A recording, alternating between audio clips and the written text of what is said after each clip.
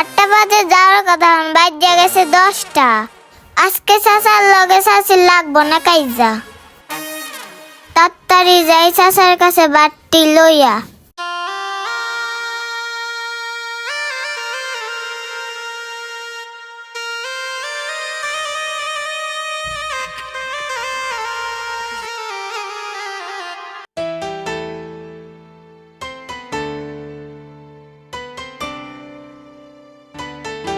Hello, বেলা যে 10টা বাজে গেল, তোরা কোন তালে হস?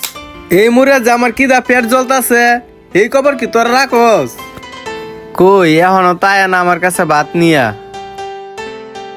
কাকা তুমি রাগ করো না, আমি ফরসা আয়া। কাম কাজ পরে করো, এখন নাও খাইয়া। তোরে বলি পাঠায় দিছিল 3-4 ঘন্টা আগে, এত বেলা হয়ে গেছে, না খায় থাকলে কেমনটা লাগে?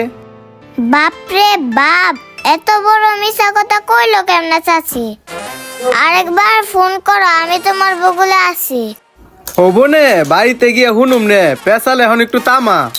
ভাতের পুটলা কুল সাইডটা খায়া নেই, আর করিস না কোনো তাল বাহানা।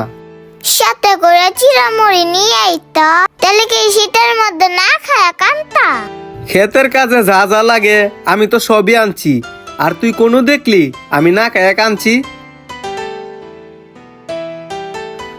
আল্লাহ, কি হয়েছে রে? বেজাল একটা লাগবে আগে আমি জানি। ভাত তরকারি সবই দিছে, দেয় নাই খালি পানি। পানি আমি আগে আইনে তৈতাম, যদি তুই কইতে আগে। খাওয়ার আগে পানি নাই, কষে কেমনটা লাগে?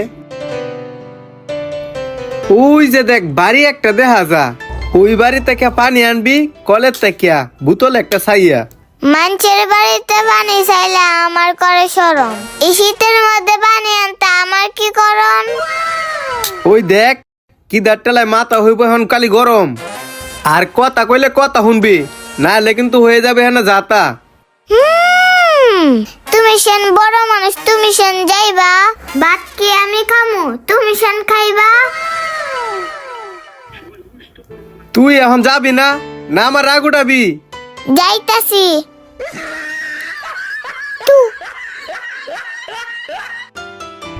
এই শীতের সকালবেলা চাচা ভাতিজা আসলো ভিডিও করতে। লাইক কমেন্টস করে দিবেন, নাহলে মাথা নষ্ট। ভিডিওটা শেয়ার করবেন, নাহলে কিন্তু পাবো কষ্ট।